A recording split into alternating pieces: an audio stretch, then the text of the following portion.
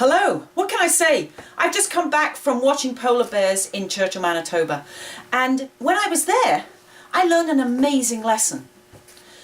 I was, first day, full of fear and trepidation that these polar bears were going to eat me.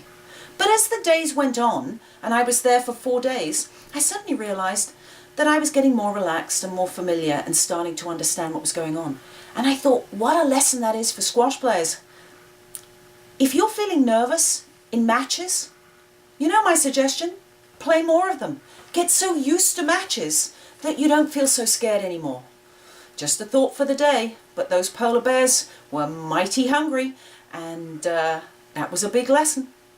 Now, going on, a couple of shows ago I mentioned about junior rackets, and I got a number of people asking me to show them how to create a junior racket.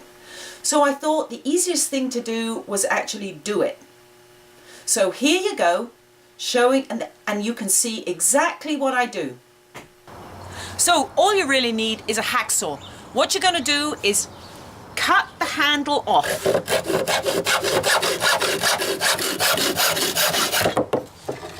You'll end up with an end. So I've got one that's already started, and what I'm going to do is I'm just going to wrap that end and make sure that there's no sharp bits. I take another piece of grip, and what I'm going to do is put that grip around the racket when I can get it open. All I'm doing is wrapping it around, making it fairly thick. It's going to be for a little kid's hand, so you don't want it too tight, too large. Most of the junior rackets, that's one of the biggest problems. The grips are actually too big. And then you're just going to finish it with some black tape. Now you've got a perfect little racket for a 3 to 5-year-old. Perfect little grip. They can get their hands round it. It's going to be short and it's going to be easy for them to use. Hope you enjoy that. Get your kids playing. And next, I want to cover something for the serious squash player. You know, I'm all about personal development, and squash is one of those things where you're going to learn a lot about yourself. And Darren Hardy wrote a really, really interesting book for anybody who's doing a lot of repetitive practice. It's called The Compound Effect. And in it, it's got 1 or 2 very, very interesting things about choices, not dissimilar to the slight edge. And he's talking about somebody who is trying to lose weight here. But it's the same as somebody who's trying to improve their squash game. What you're looking at is you're looking at how you do drills, when you do drills, and the effect of those drills on your game. And really what I'm trying to encourage you to do is this.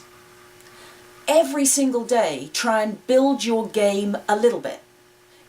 Improve your length a little bit. Pay attention to your serve or your return of serve. And each time what you know is you've got a penny in the bank. You are always getting a little bit better. When you're not paying attention to your game, believe it or not, it's not moving. It's not getting anywhere else. And if you're constantly playing people who are better than you, do you know what you're practicing? You're practicing losing. So you need to make sure that when you're practicing and when you're building your game, you play people who you can beat. Because when you beat people, you're practicing winning. And that's actually what you want to do. So always have a little bit of a balance between playing people who are better than you, worse than you, and about your same level. And remember, read Darren Hardy's book, The Compound Effect. You'll find some fascinating stuff in there. And now it's time for Ask Barb. And the question of the day came from Angela. And she asked, when you're not having a good game in a tournament, how do you turn it around mentally? Well, Angela, the biggest thing is it's all about the return of serve. If you're losing, I hate to say it, but you're returning serve.